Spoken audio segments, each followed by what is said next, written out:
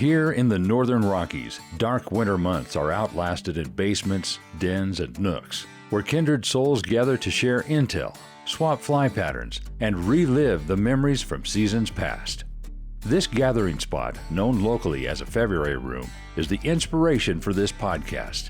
No matter the season, the door is always open to those with a fly fishing story to tell.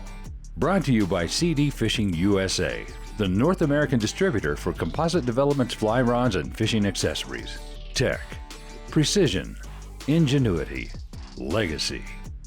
Go to cdfishing.us and follow us on Instagram, YouTube, and Facebook. Here's your host, Lauren Carnop, and this is the February Room. Welcome to the February Room. Today, my guest is Tom Ralston. He's the owner of Americatown Custom Rods, but full-time school teacher. Thank you so much for joining me today. Thanks for having me. I appreciate it. Well, and as somebody who is always making rods, I have to say that you must have some good fishing stories. Sure, there's always good fishing stories to be had. When I thought about one of the better fishing stories, I thought about just kind of what got me into fishing, and my early preschool youth, type age 4, 5, 6 years old, was spent in Southern California outside of San Diego. My parents divorced when I was really young, and we moved all the way across the country to be with my maternal grandparents, who lived in Encinitas outside of San Diego. And my grandfather was a salesman, as many people were in the 50s and 60s and 70s, and just kind of door to door doing that deal. And he had a passion for boat building. He built catamarans and trimarans and was actually racing in the Transpac across the Pacific Ocean when I was born. I'm the first grandchild, and so that was kind of where his passion was. And since my parents had divorced, my grandfather became my male role model when I was very, very, very young. And so if you wanted to spend time with him, you were fishing. There was nothing else to do. So he was very passionate about riding his bike, and he was very passionate about fishing. So he'd put you on the little seat in the back of the bike, drive you down to the docks on his bike, and you were out on the boats. Now, he wasn't building big, fancy monster boats by any means. He was building racing boats, and then he was building fishing boats. And I just remember my first fishing memory being maybe 5 and sitting out in the San Diego Bay, bouncing jigs off the bottom with my sister, who was probably 4 or 3, and my grandfather said, "Oh, I'll take the kids for the day." And our lines were tangled all over the place, and we didn't know what we were doing. I mean, I couldn't even read at that point, and just the patience that he showed towards me and the excitement that he had for being on the water was something that always stuck with me. And my mom will tell me that, I was very lucky to be his grandchild and not his child, because he didn't have that patience with my mom. But when it happened to me, I just remember it wasn't really about catching fish. It was about being on the ocean. It was about not seeing cars and civilization. And he just loved the water. And sadly, he passed away when I was about 10. I remember it was the first day of 5th grade. But I just remember learning at a very, very young age that fishing wasn't about the fish that you pull into the boat. Fishing was about being somewhere and doing something where you couldn't think about anything else. He couldn't think about his business or any, problems that he had. All he could think about was getting those lines untangled and trying to get his grandkids a fish. And that's where my love of fishing really started.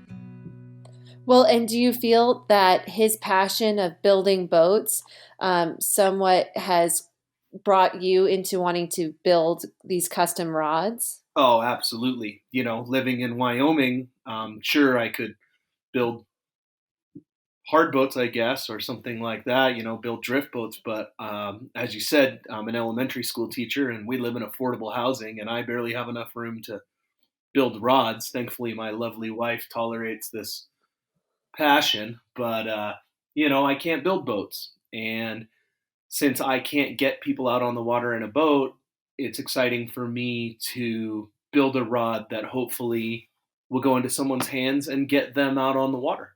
And I'm also one of the very proud owners of one of your custom rods. Justin ended up presenting me a rod that says, "Remember to go fishing" for our 11-year anniversary.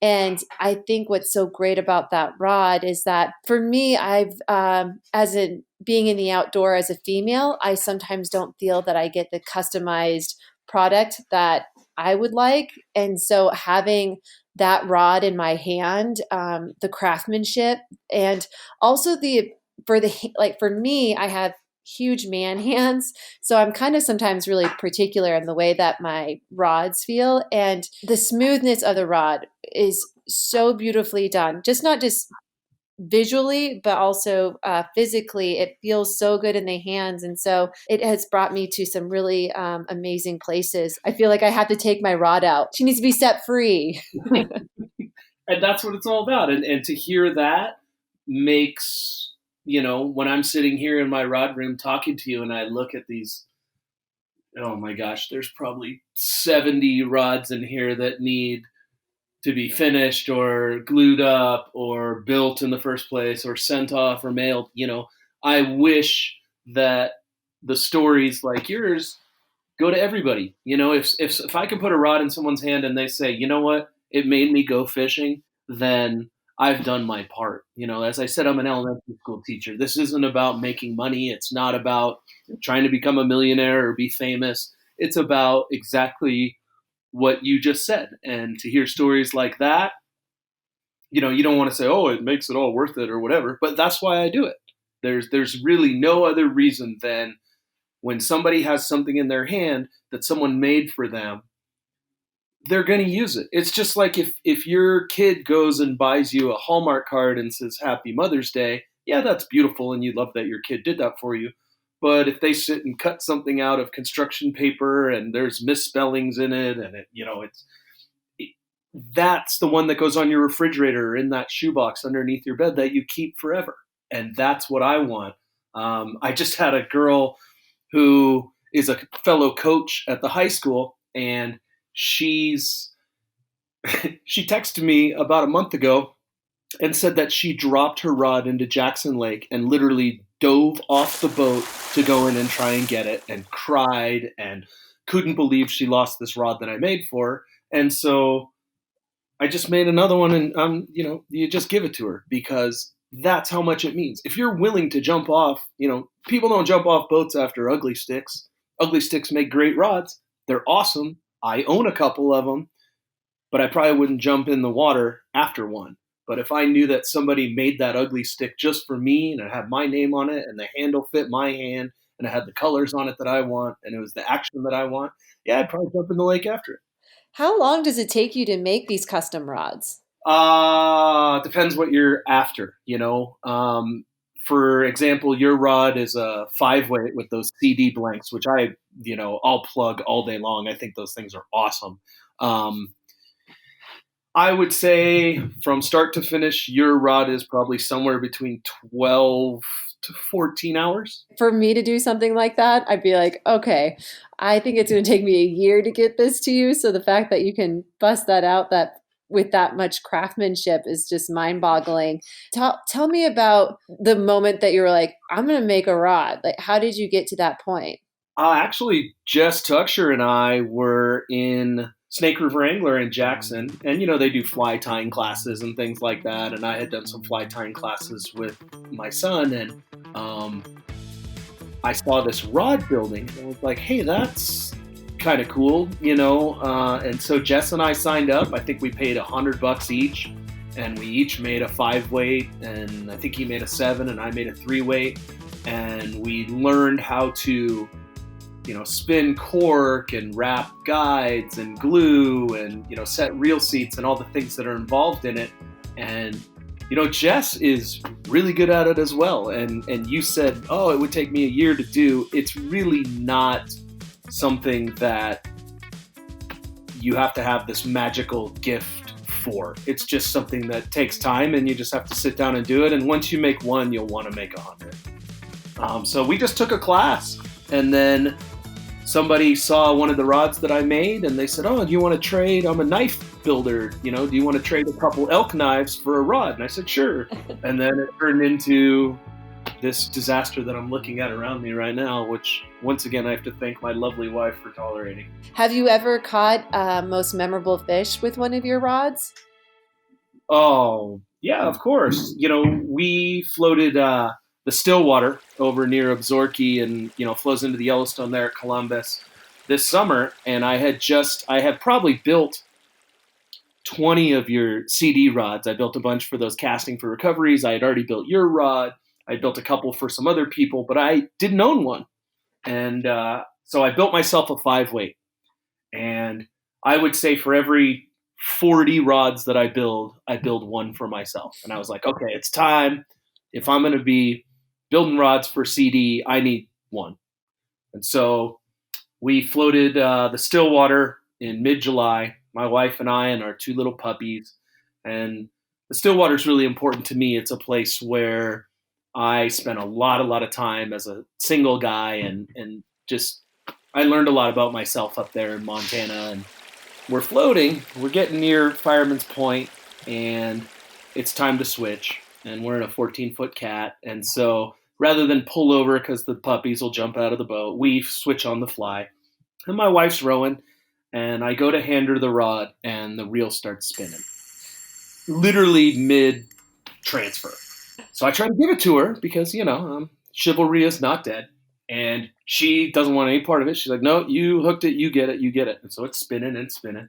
And it takes off upstream. And there are fish that come out of the Yellowstone into the Stillwater. This is a little early in the year in July, but it was a decent fish. And it takes off upstream. And so I'm working it, and it's just peeling line. And she is kind of panicking. Should I pull over? Should I go to the other side? Do you want me to drop anchor? What do you want me to do? I said, "No, you're cool. I'll figure this out." And I see a diversion dam coming up, and I know what's going to happen. And I'm sure anybody listening to this has had this where you see an obstacle, whether it's a tree or a stump or a rock, and you're like, that's where this fish is going to go. It's been hooked before. This is what's going to happen. And so it's peeling line, and I see it's going, and she's, doing the best she can, and it goes right into this diversion dam, and I point at it, and it snaps. I'm in my backing, and I snap it, and she can see the disappointment, and I'm not a real, I don't get, 2 up or 2 down. I'm pretty even keel guy, and she can see the disappointment, and it's my brand new CD rod.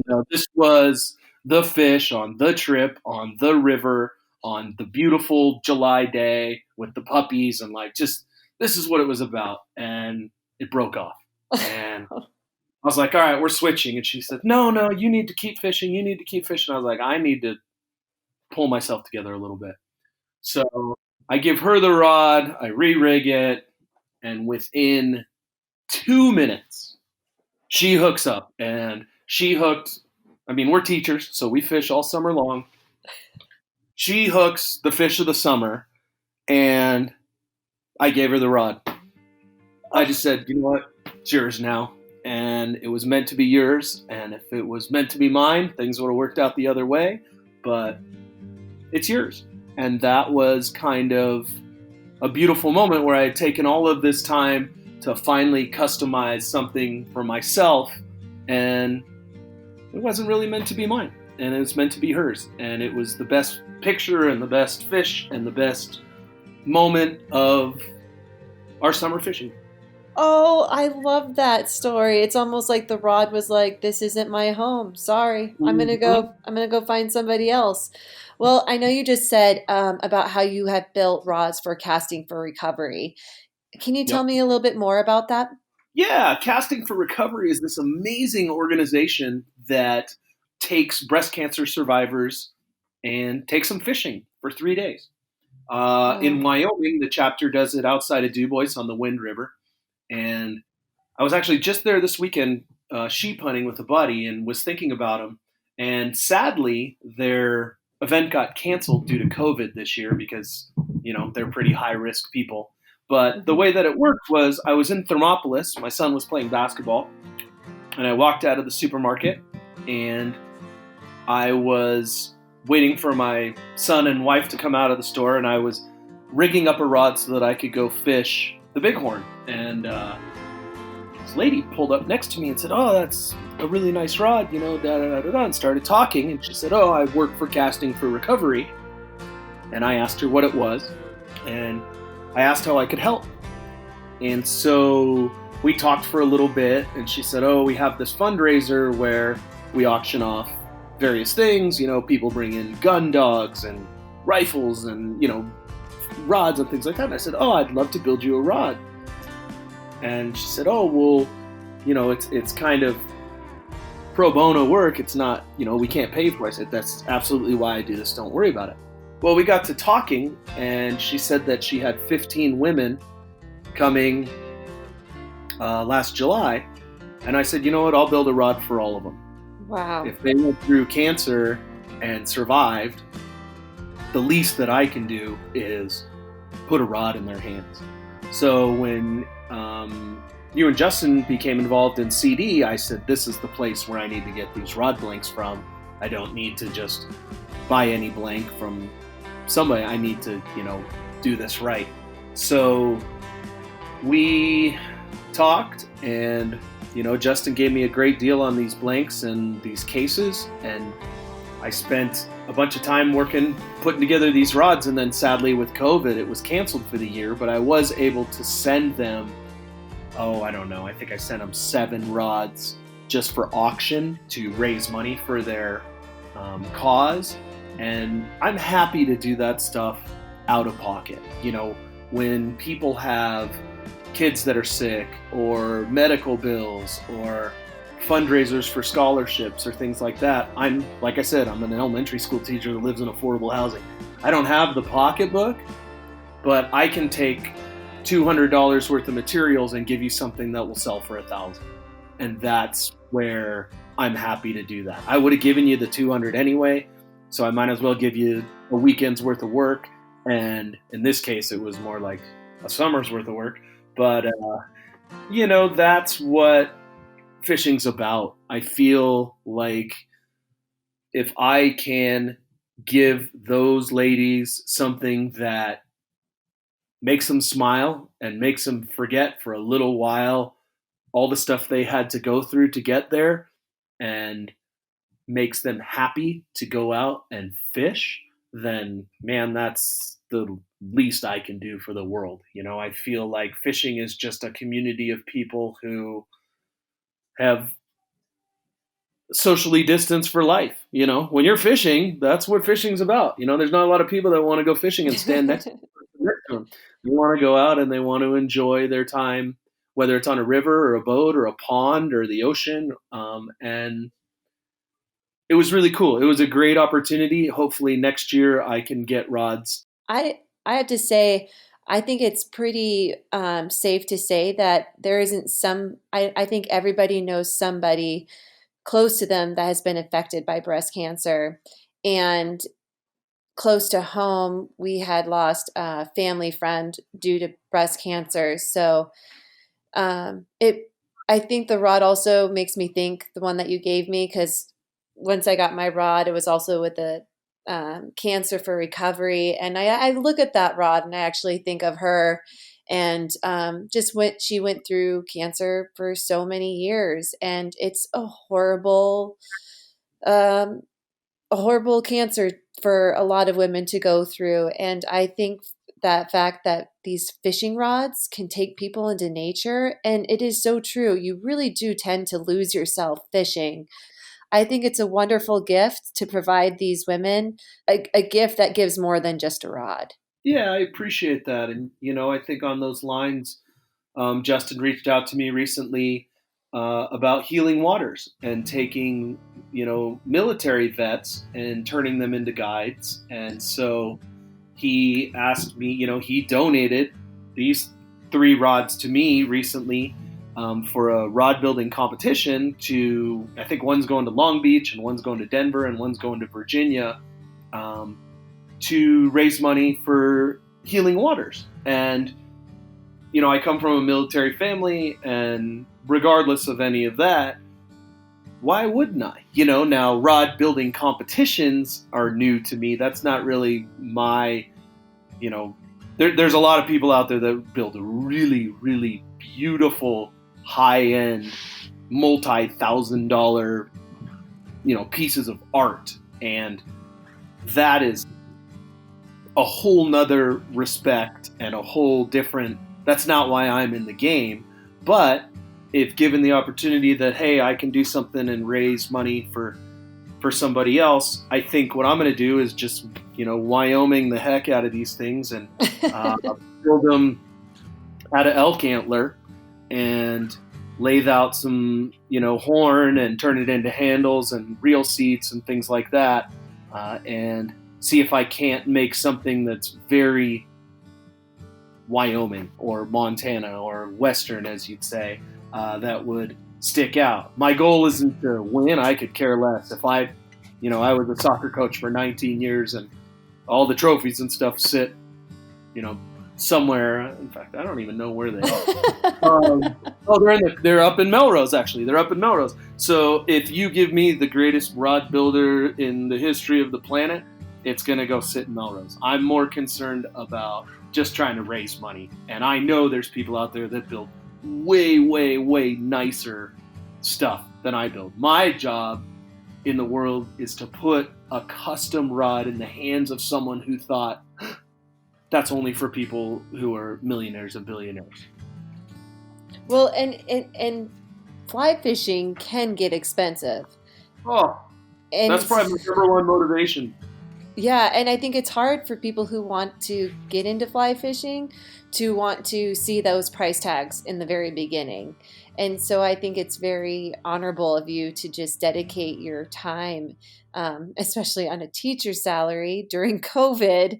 I think you deserve a trophy in itself just for dedicating all your time for kids and rods and everything that you're doing. I think the fun part for me is, I had a friend who built this website for me in exchange for a rod. And so if you go to Americatown Custom Rods, you can't even buy anything.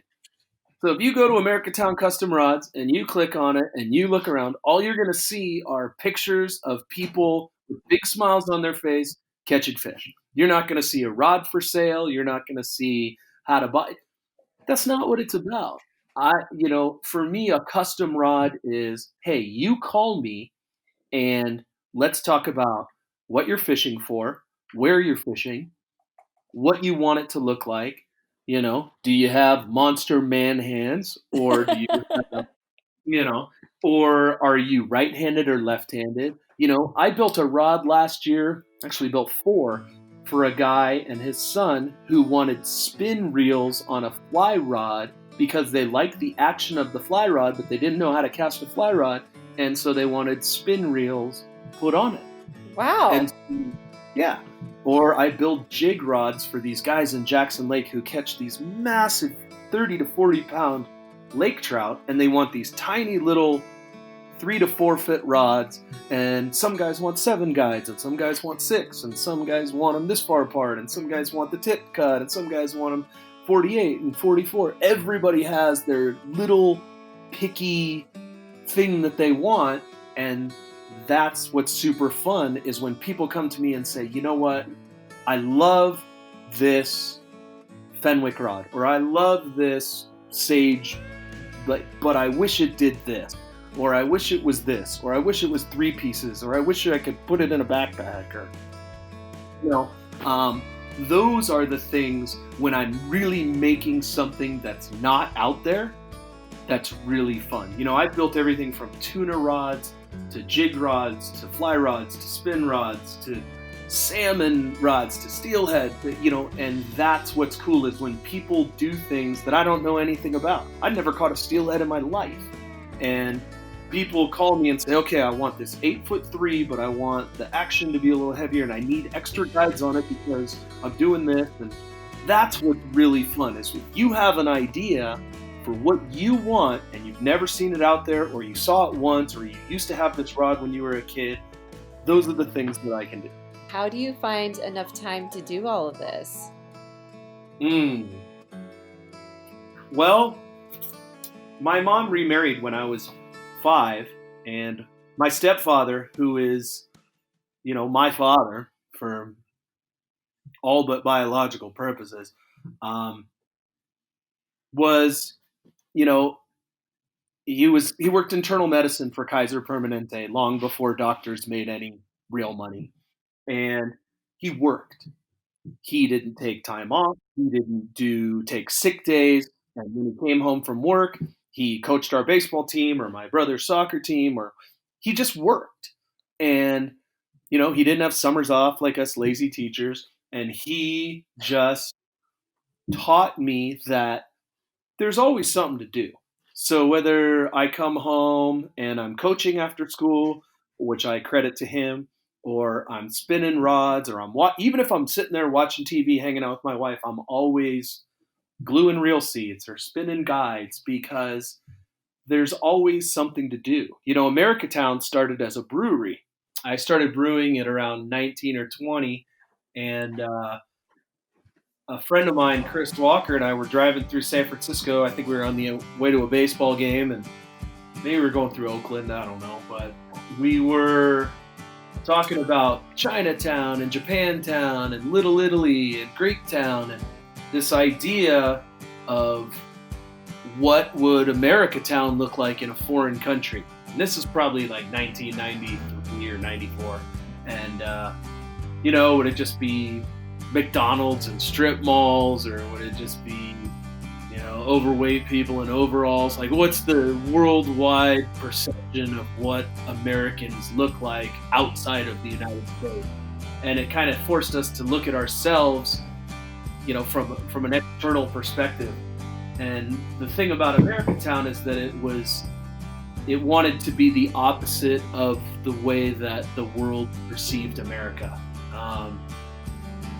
A lot of people, when you go to they think Americans are greedy and everything is about making money and everything is about, your status and being famous. And we wanted to be the opposite of that.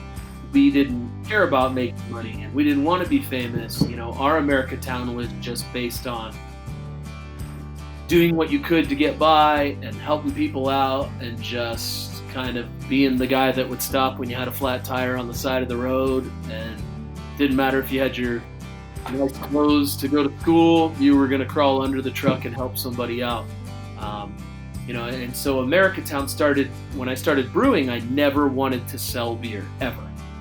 I had friends that were like, oh, we could open a restaurant, or we could have a bar, or we could have a music establishment, or blah, blah, blah. And I never wanted to do that. And in 25 years of brewing, I've never taken a nickel for a beer, ever. And I've traded for artwork, and I've done gallery openings, and I've done weddings, and I've done all sorts of things, but never in exchange for money. I think that the barter system is beautiful. I love it in rod building. I love it in brewing.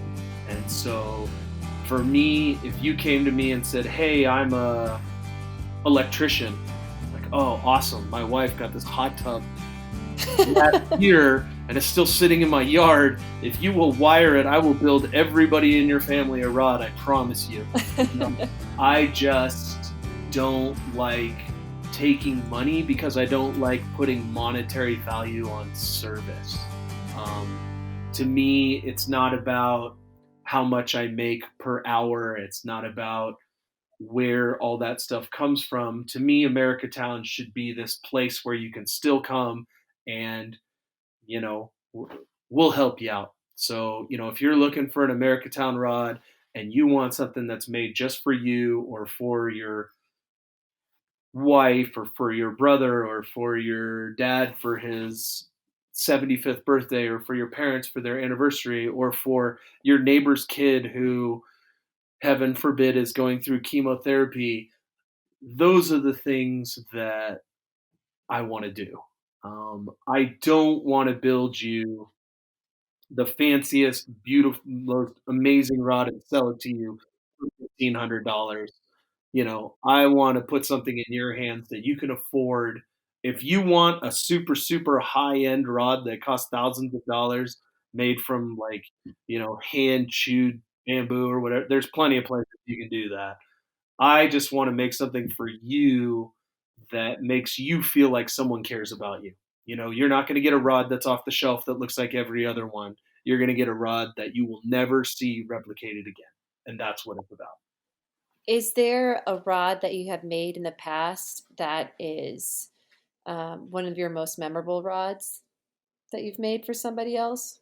Yeah, there's a couple. I'll tell you two real quick. The first one, I had rotator cuff surgery a couple years ago after coaching baseball for years. My arm just finally gave out, and I had rotator cuff surgery. And if you've been through it, heaven bless you. And if you're thinking about it, don't do it. It's awful.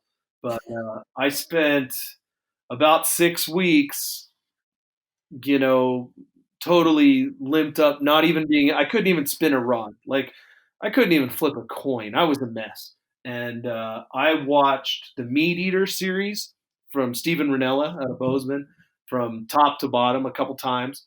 And when I finished it, I called him and I just said, you've got, a great following. You're probably doing fine. I'm not trying to push anything on you, but I just want to build you a rod as a thank you for getting me through rotator cuff surgery. And wow. So we talked for a little while, and I was like, well, Meat Eater, you got to build something out of antler, right? So I found this antler, and I lathed it down, and I got permission from Steven to do the Meat Eater logo on there. And he's like, I need a 3-piece rod that I could stick in a backpack and take to, the middle of nowhere. So I got a sweet 3-piece blank and, just did something for him. And I sent it to him and, he texted me back. He's like, dude, I sent it around the office and people loved it and blah, blah, blah. And he sent me a check. Wow. Man, I don't want your check, And so I tore up the check and I said, just send me a t-shirt. Just give me a Meat Eater t-shirt and we'll call it good. So he mailed me a couple shirts and a bandana, and that was one of the more memorable because I hadn't lathed antler at that point. And then through that exchange, I met a guy in Hawaii named Kapono who has a video channel called Shaka Fishing, and he is just jacked on fishing. Like, I don't know if I told you, but he could catch anything. And he would want to mount it on his wall, and he would want to just tell you the history behind it and where the fish came from and what it eats and what it lives. And he doesn't care. He just loves fishing. And so Shaka Fishing is this Hawaiian fishing channel, and same thing as Steven. I was like, man, you are so jacked on fishing. I'm just going to build you a rod. And just the stories of people like Steven and like Kapono who love fishing for what it is. They're not out to catch the biggest fish in the world. They're not out to be in the record books.